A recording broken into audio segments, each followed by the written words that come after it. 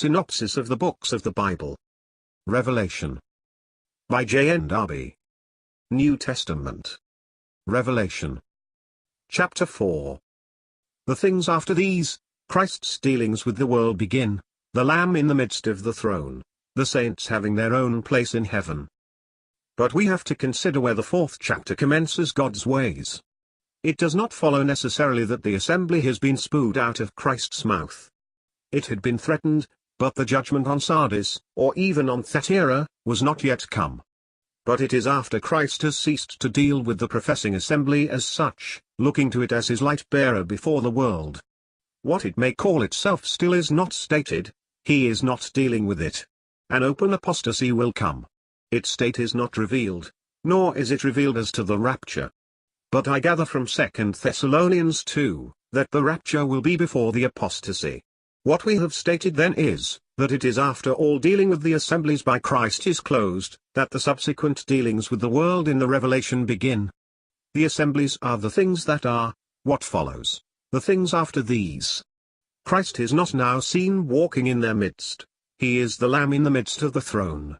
John is not occupied with seeing him there, or sending messages to the assemblies, but is called up to heaven where all the ways of God are now carried on, and that towards the world, not the assembly. We have the throne too, not the long-robed priest. The kings and priests we read of in chapter I are now on high. Others may follow them, but they are in heavenly places, seated on thrones, or worshipping, or presenting their censers full of incense. On the other hand, the Lord is not come to judge the world, but about to receive the inheritance. The saints then, who will be caught up to meet Christ, are seen only on high here. They belong to heaven, and are no longer dealt with on earth, but have their own place in heaven. The two parts of the Apocalypse, Christ, who was judging in the midst of the professing church, now on high opening the book of the world's judgment, seen in heaven. The connection between the two parts of the Apocalypse is this: Christ, who was judging in the midst of the professing church, is now seen on high, opening the book of this world's judgment, of which he is about to take the inheritance publicly. From this scene of judgment, the saints are far. The apostles' occupation with the assembly now ceases, an important point, for the Holy Spirit must be occupied with it as long as the saints are in it on earth, and he is taken up to heaven, and there he sees God in covenant with creation, on a throne of government, with a rainbow round about it. The living creatures celebrate him as the Creator, the one for whom all things were created.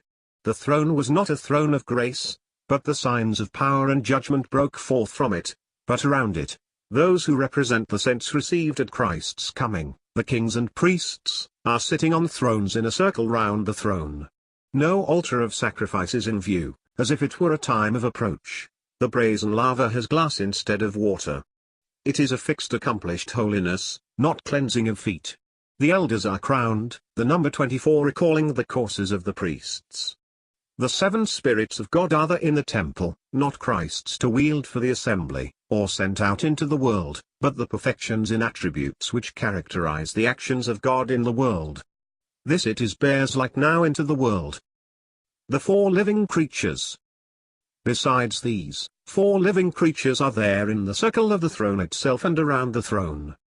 They may be viewed as forming the throne, or apart from it, though connected with it as a center. They have some of the characters of the cherubim, some of the seraphim, but somewhat different from both.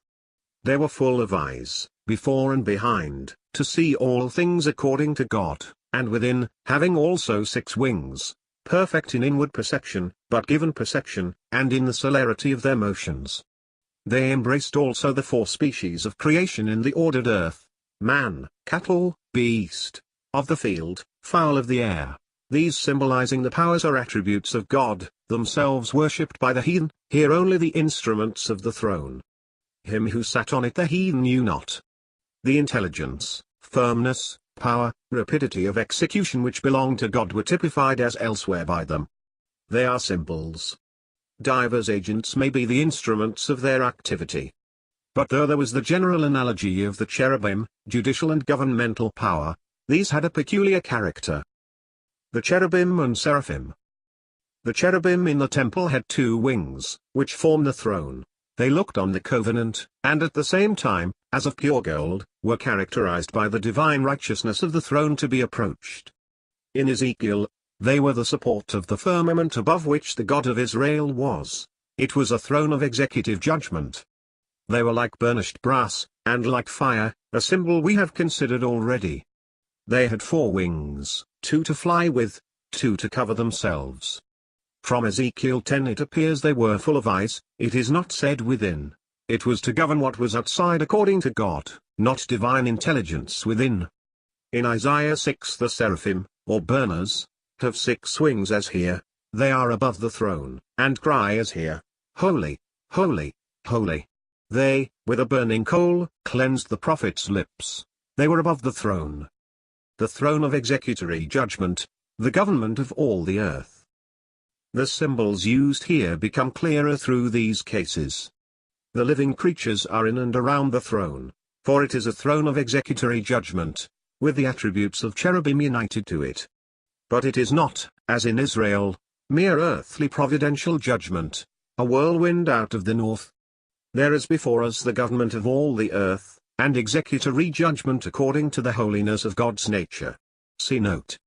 There is not only the full perception of all but intrinsic perception morally. It is no seat of gold to be approached, as in the tabernacle. The intrinsic holiness of God is applied to judgment. He is making good his nature and character in all creation. Providence would be no longer a riddle. It was not complex attributes unsolved, so to speak, though applied in special circumstances. Each act would have its character. Note. For the judgment at the end, though governmental, closing Earth's history, was not merely so, cherubic, but according to God's holiness and nature, seraphic, particularly as in Isaiah 6, unknown God in Israel, end of note. The God of the ages whose attributes now celebrate his full name. Here to remark, it is not, as in the first chapter, the God who is, though embracing past and future, God in himself, but the God of ages, who was, and is to come. Still, he has all Old Testament names, Jehovah, Elohim, Shaddai. His attributes now celebrate his full name, as the Holy One who lives forever and ever, has no passing power or being, like man at his best estate, vanity. And the saints here fall down before the throne, bow themselves before his place in glory, and worship him in his endless being, and lay down their given glory before his supreme and proper glory, ascribing all glory to him alone, as alone worthy of it. But here, according to the nature of the celebration of it, the Creator for whom all things are. In all changes, these remain true. The declaration of the living creatures, the understanding worship of the throned elders, their place before the throne of judgment. It will be remarked here, that the living creatures only celebrate and declare, the elders worship with understanding. All through the revelation, the elders give their reason for worshipping. There is spiritual intelligence in them. Further, remark, that when thunderings and lightnings and voices, the signs of terror in judgment, go forth from the throned elders remain unmoved. They are on thrones around when the throne of judgment is introduced. This is their place before God in respect of judgment. Whenever he takes judgment in hand, this is their position. They are part of the glory, assessors of the throne from which its terror goes forth. When he that sits on it is celebrated, they are all activity, own all glory to be his, are prostrate on their faces, and cast their crowns before him, more blessed in owning his glory, than in possessing their own. God here displayed as Jehovah. We do not find the Father here, it is Jehovah. And indeed should we ask in whom he is personally displayed, it would be, as always, in the Son, but it is in itself simply the Jehovah of the Old Testament here,